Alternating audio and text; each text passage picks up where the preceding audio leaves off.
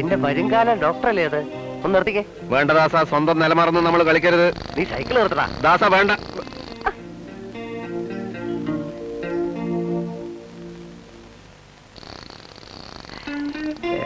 Actually ഇനി എത്ര കാലം കാണും ഹൗസ് സർജൻസി? എന്തിനാ? അല്ല, വെറുതെ ഒന്ന് അറിഞ്ഞിരിക്കാനോ എന്ന് കരുതി. ഒരു ഡോക്ടർ ആവണമെന്നായിരുന്നു എന്റെ ഏറ്റവും വലിയ ആഗ്രഹം. പിന്നെന്താ ആവാഞ്ഞേ? ആവാമായിരുന്നു. പക്ഷേ ഈ മനുഷ്യന്റെ ഹൃദയവും തലച്ചോറും ഒക്കെ കീറി മുറിക്കുമ്പോ കൈ വിറക്കില്ലേ എന്നൊരു സംശയം. നടക്കുന്ന കേസ് വല്ലതും ശ്രമിച്ചാ പോരെ ദാസ? കേസെന്ന് അയാൾ പറഞ്ഞത്. ഞങ്ങള് ലേബർ കോർട്ടിൽ ഒരു കേസ് നടത്തുന്നുണ്ടായിരുന്നു. അപ്പൊ വരുന്ന വഴിക്ക് അതിനെ കുറിച്ച് ഡിസ്കസ് ചെയ്യായിരുന്നു. വരട്ടെ.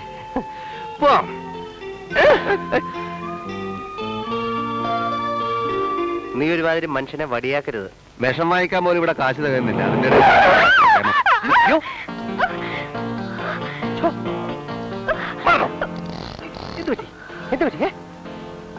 എന്താണോ മുഖത്ത് കണ്ണില്ലേ? ഞാനാ കുഴപ്പമുണ്ടാക്കിയത്. കുട്ടിമിണ്ടായിരിക്കൂ, ഇത് ഞാൻ കൈകാര്യം ചെയ്തോളാം.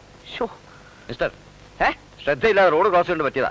ഇവിടെ ശ്രദ്ധയില്ലാതെ റോഡ് ക്രോസ് ചെയ്യുമ്പോ തനിക്ക് ബ്രേക്ക് അറിഞ്ഞൂടെ? താനും കൊണ്ടും കൊള്ളിച്ചാണ്ടല്ലോ. വിളിച്ചാൽ താൻ എന്ത് ചെയ്യും? താൻ താൻ താൻ താൻ തറവാട്ടി പറഞ്ഞ പെമ്പിള്ളാർക്ക് വഴി നടക്കാൻ മേലെന്ന് വെച്ചാൽ സത്യം പറയണോ? താൻ മനപ്പുറം കൊണ്ടിടിച്ചല്ലേ? മര്യാദയ്ക്ക് സംസാരിക്കണം. മനസ്സില്ല. ഇത് എനിക്ക് വേണ്ടപ്പെട്ട കുട്ടിയാ. തനിക്ക് എന്താ വേണ്ടത്? എനിക്ക് കുന്തം വേണം. ഇതിനൊരു തീരുമാനമാകാതെ തന്നെ ഞാൻ വിടില്ല. കൗണ്ടർ. താൻ എന്താ വിളിച്ചേ? സ്കൗണ്ടറിൽ നിന്നോ? സ്കൗണ്ടറിന്റെ അർത്ഥം എനിക്കറിയാണോ? ചുമ്മാ അല്ല, ബികോം ഫസ്റ്റ് ക്ലാസ് പാസ്സായത്. സ്കൗണ്ടർ എന്ന് വെച്ചാൽ തെണ്ടിയത്.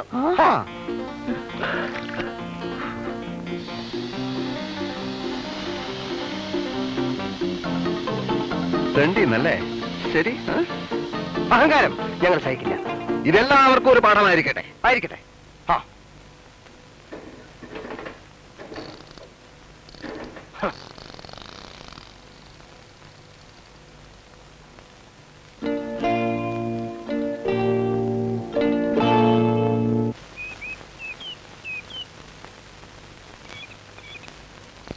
എങ്ങനെയുണ്ട് സീൻ? നായികയ്ക്ക് വേണ്ടി നായകന്റെ ആദ്യത്തെ ത്യാഗമാണിത്. ഇനി സെന്റിമെന്റ്. അവള് വീണത് തന്നെ. ഓ, അയാൾ തിരിച്ചടിച്ചെടുത്തെങ്കിൽ നീ നാറിപ്പോയേനെ. ചിലപ്പോ നാറിപ്പോകുമായിരുന്നു. നിക്കടി മോളെ, നമ്മുടെ പിള്ളേരല്ലേ. പണിക്കരമാവൻ എങ്ങോട്ടാ? വാവടത്തില്ലേ മോനെ, ദിവസേന ഓരോന്നിനായിട്ട് കൊണ്ടുപോയി ഇഞ്ചക്ട് ചെയ്യുക. ഈ വയസ്സുകാലത്ത് അമ്മാവൻ ആരെങ്കിലും സഹായത്തിന് വിളിച്ചൂടെ? നീ തന്നെ ഇപ്പൊ വാടക വന്നിട്ട് 2 മാസമായില്ലേ? സഹായത്തിന്റെ ആളെ വെച്ച് അവന് ശമ്പളം കൊടുക്കണ്ടേ? അതിന് കാശ് പറയുന്നത് കണ്ടില്ലേ? പെട്ടിയിൽ പൂത്ത പണം അടുക്കി അടുക്കി വെച്ചിരിക്കുന്നത് ആർക്കും അറിയില്ലെന്നാ വിചാരം? ഓ ഓ ഓ, ഇനി വാടക വരുന്ന വാടക 2 ആഴ്ചയ്ക്ക് തരാം. അത് പറ്റില്ല. നീ വണ്ടി വിട്. ആഫീസിൽ വന്ന് ഞാൻ നാറ്റിക്കും 2 എണ്ണത്തിനും പറഞ്ഞേക്കാം. അവിടെ നീ നാറാൻ ബാക്കിയൊന്നും ഇല്ല. അത് ശരി. വാ മോളെ. എല്ലാവരും എന്താ ഇവിടെ? പുതിയ MD 10 മണിക്ക് എത്തുന്ന ഫോൺ ഉണ്ടായിരുന്നു. ഓ, എടാ വിജയ, നമ്മുടെ ഭാവി ദൈവം വരാൻ പോകുന്നു. ഓ, ഈശ്വര രക്ഷിക്കണേ. രക്ഷിക്കും.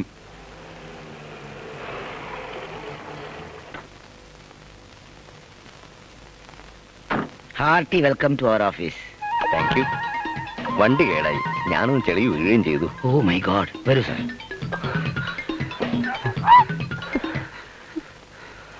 തൃപ്തിയായില്ലേ നിനക്ക്? പെണ്ണിന്റെ മുമ്പിൽ ആളാവാൻ ചെന്ന് സ്വന്തം കഴുത്തിന് തന്നെ കത്തി വെച്ചില്ലേ? ജോലി തെറിക്കുമെന്ന് ഉറപ്പാ. ഇങ്ങനെയൊക്കെ സംഭവിക്കുന്നു ഞാൻ വിചാരിച്ചു. എടാ, മുന്നും പിന്നും നോക്കാതെ ചാടി പുറപ്പെട്ട ഇങ്ങനെ ഇരിക്കും.